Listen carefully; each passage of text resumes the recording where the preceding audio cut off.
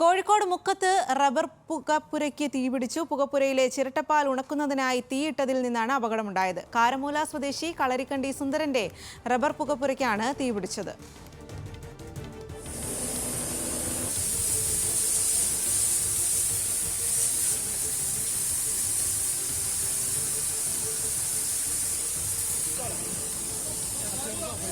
കൂടുതൽ വിവരങ്ങളുമായി കോഴിക്കോട് നിന്നും സൂര്യ സുജിയാണ് ചേരുന്നത്. സൂര്യ, എങ്ങനെയാണ് ഈ ഒരു തീ പിടിച്ചത്? നാശനഷ്ടമൊക്കെ ഏത് രീതിയിലാണ്?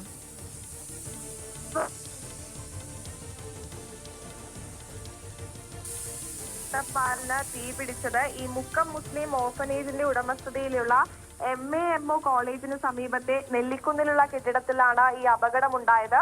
കാരമൂല സ്വദേശി കളരിക്കണ്ടി സുന്ദരൻ എന്നയാൾ നടത്തുന്ന ഈ പുകപ്പുരയിലാണ് ഈ തീ പിടിച്ചത്.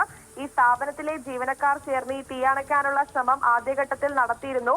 ആ സമയത്ത് തീ ആളിപ്പടരുകയായിരുന്നു. ഉടൻ തന്നെ മുക്കത്ത് നിന്ന് 2 യൂണിറ്റ് അഗ്നിരക്ഷാ സേനാംഗങ്ങൾ എത്തി പിന്നീട് നാട്ടുകാരുടെ സഹായത്തോടെ തീ അണക്കുകയായിരുന്നു.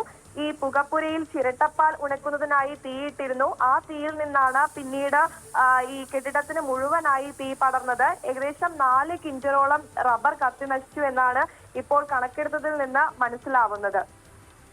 ശരി സൂര്യ, കോഴിക്കോട് മുക്കത്താണ് റബ്ബർ പുകപ്പുരയ്ക്ക് തീപിടിച്ചത്. പുകപ്പുരയിലെ ചിരട്ടപ്പാൽ ഉണക്കുന്നതിനായി തീയിട്ടതിൽ നിന്നാണ് അപകടമുണ്ടായത്. കാരമൂല സ്വദേശി കളരിക്കണ്ടി സുന്ദരന്റെ റബ്ബർ പുകപ്പുരയ്ക്കാണ് തീപിടിച്ചത്.